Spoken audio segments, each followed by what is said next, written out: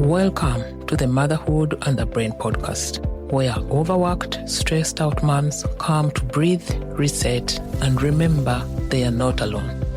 My name is Esther Mbabazi. I am a mom and a certified coach, and I help you understand what's really going on in your brain when the pressure builds and yelling feels like the only option. On this podcast, we talk about real-life motherhood moments, the kind that push your buttons, and how to meet them with calm, clarity, and self-compassion. Not because you're doing it wrong, but because no one ever taught us how to do it differently. This is your space to pause and make the shift from reaction to intention. Let's get started. Just a quick note. This podcast is for informational purposes only and isn't a substitute for therapy, mental health treatment, or medical advice. Please reach out to a licensed professional if you need personal support. Welcome back to the Motherhood and the Brain podcast. This is episode number 64. My name is Esther Mbabazi. How are you feeling today? How are you doing today? Do a little body scan. What is going on in your body right now? Are you excited for summer because the kids don't have to wake up very early anymore? They can be out more now. They don't have a routine, which can be both a good and bad thing. So what are you doing? How are you looking forward to spend the next 8 weeks that schools are closed? Let me know. So, in today's episode, I am going to talk about something that is, as a mother, you are no stranger to emotional overload. Maybe your kid rolls their eyes for the 10th time today, refuses to unload the dishwasher, or snaps at you again when you ask about homework. Before you realize it, you feel a surge of energy start in your stomach, work its way up, your face is flushed, and your voice raises. So many of us think, my kid made me feel this way. But here is the truth. No one creates feelings in you. Your thoughts do. Let me repeat that. No one creates feelings in you. No one has the ability to reach in your brain and manipulate things and make you feel certain way. Your thinking does. So what does that mean? Let me break it down for you. Sensations are the things your body feels on its own. For example, a racing heart, tight shoulders, a lump in your throat or a dry throat, a surge or a churn that you feel in the stomach. Feelings or emotions, I use them interchangeably. Feelings or emotions start in your brain, and they are caused by a thought. For example, they are being disrespectful. And they show up as a vibration or a sensation in the body. So when your child slams the door and you feel rage bubbling up, it's not the slammed door causing the rage, it's your thought about the slammed door, which in this case might be, they don't respect me. I can't deal with this anymore. That is not to say that your reactions don't make sense. Of course they do. You are a human being. But understanding where your emotions or feelings really come from gives you power. You don't have to wait for your kids to behave before you can feel better. Let me repeat that. Understanding where your emotions or feelings come from, which is your thoughts, you don't have to wait for your kids to behave better so that you feel better. And why does this matter? When you are not aware of your emotions, you are more likely to snap when you did not mean to. You are more likely to withdraw when you are overwhelmed. You are more likely to say fine when you're anything but fine. But when you name what you're feeling, even just in your head, it gives you a teeny tiny bit of space to choose what to do next. And here is a simple way to start. Name your feeling in one word, not a story, not a judgment, just one word. For example, frustrated, disappointed, anxious, resentful, sad, guilty, discouraged, happy, joyful, helpless, you name it. And you can use a feeling list if that helps. In my program, we have like a feeling list because sometimes it's not easy to pinpoint what you're feeling, but I have a tool that we use in my program. We call it a feelings list. So once you notice an uncomfortable emotion, because you're human, it's tempting to try to swap it out immediately. I shouldn't be this upset. Let me think something positive. I need a better thought so I can be a better mom. In my program, we call that thought swapping. And while it can be helpful later, in the beginning, it usually skips the most important step, awareness. Just noticing, I'm feeling resentful right now. You're not judging it. You're not reacting to it or trying to fix it. That is incredibly powerful. Let's say you just want some peace and quiet at home. You want fewer arguments. A child who follows through without being asked 12 times. But if you dig a little deeper and ask yourself, why do I want that? How would I feel if I had that? Maybe the answer is you want to feel calm, you want to feel appreciated, you want to feel connected or respected. Those feelings are what you're actually craving, not the chore chart that finally works. Let me repeat that. If you dig a little deeper about why you want fewer arguments at home, why you want a child who follows through without being asked 10 times, if you dig deeper and ask yourself, why do I want that? How would I feel if I had that?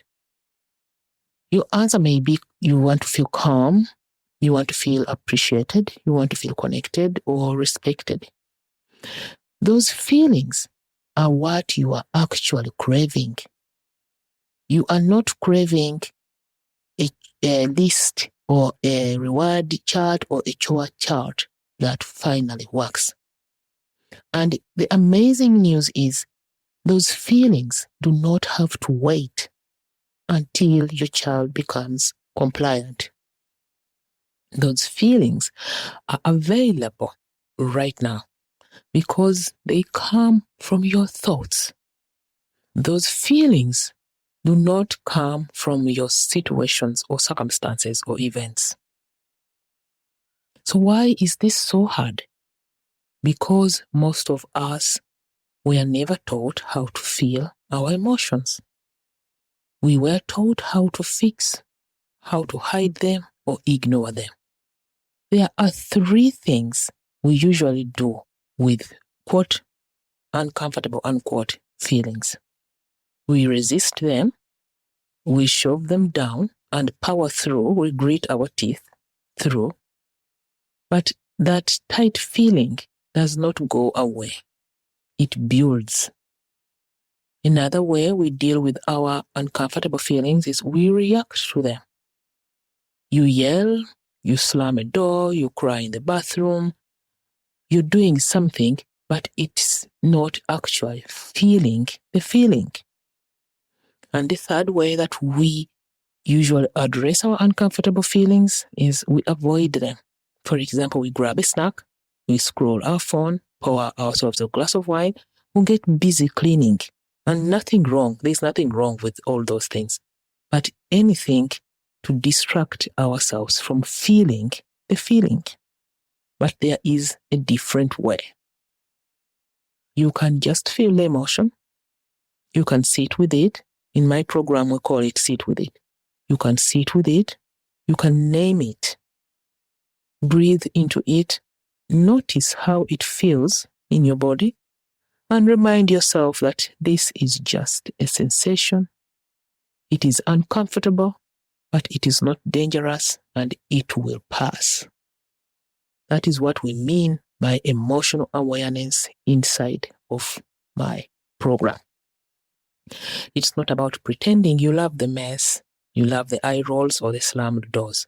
It is about becoming so grounded in yourself that those things do not get to decide how you feel or how you show up.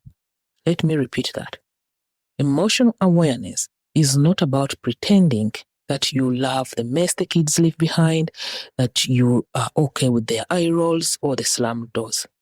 It is about becoming grounded in yourself, that those things that the kids do not decide how you feel. Those things the kids do that you don't like, that they do not decide how you show up as a mom.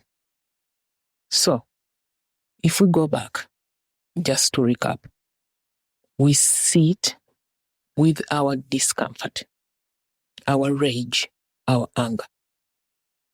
We name it. I think this is rage. We breathe into it. We create space for it. We notice how it feels in the body. I feel needles in my throat. That is one way of noticing what is going on in your body. I feel needles in my throat. My stomach is churning. This is rage. I feel rage. And you remind yourself, this is just a vibration, a sensation in my body. It feels uncomfortable, but it is not dangerous. And when you do that, you create space for the said emotion, and it will pass. Imagine you're standing at the beach and you see a wave on the water, on the ocean or on the sea. A wave is coming and it's powerful somewhere in the middle of the ocean or the lake or the sea. But by the time it reaches the shore, it is starting to lose its momentum, its energy. That is how emotions are. They feel very intense when we are in the middle of something. But when we create space for it, we sit with it, we breathe through it, we notice how it feels in our body. And we remind ourselves that it is a sensation. It is the body's natural alarm that something is going on here. It is not dangerous. Even though it feels very uncomfortable, it is not dangerous. It will pass. And studies show that when we go through this process of creating space for the emotion, sitting with it, naming it, breathing into it, noticing how it feels in our bodies, and we remind ourselves that it is uncomfortable, yes, but it is not dangerous.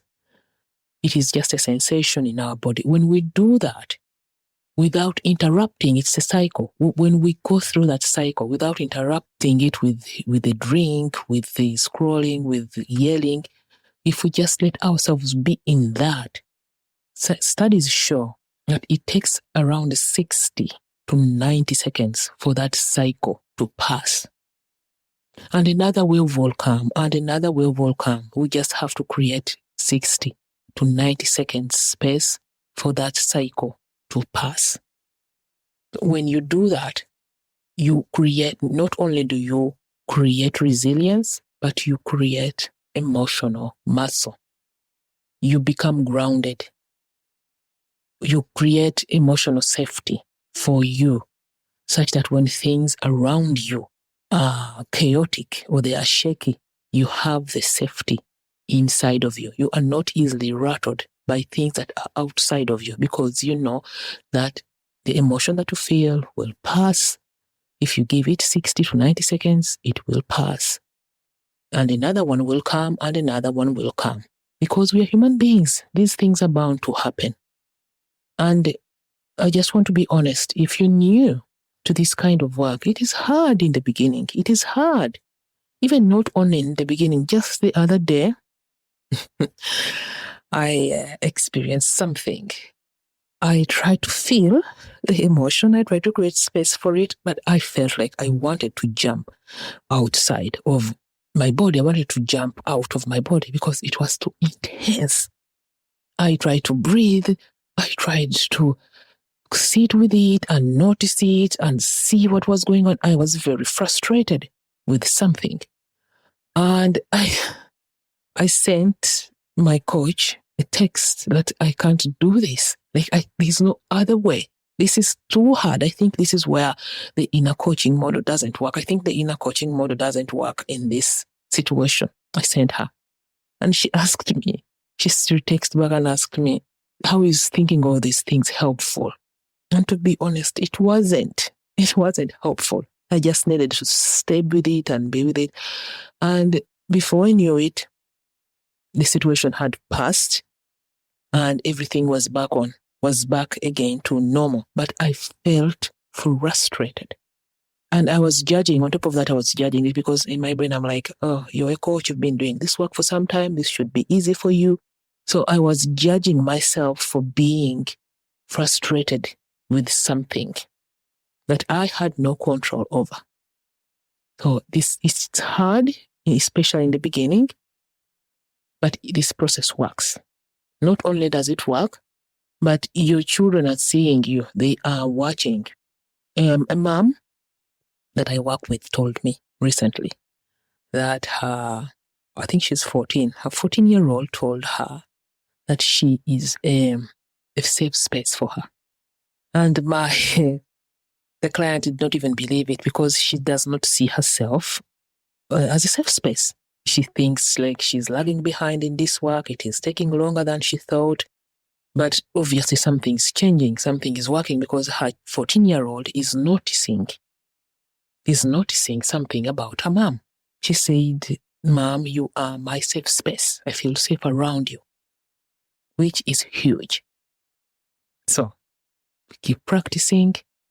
When you feel the rage, when you feel the anger, the frustration, it is what you are thinking. It is not what they are doing. It is what you're thinking about what they are doing that is leading you to feel like that.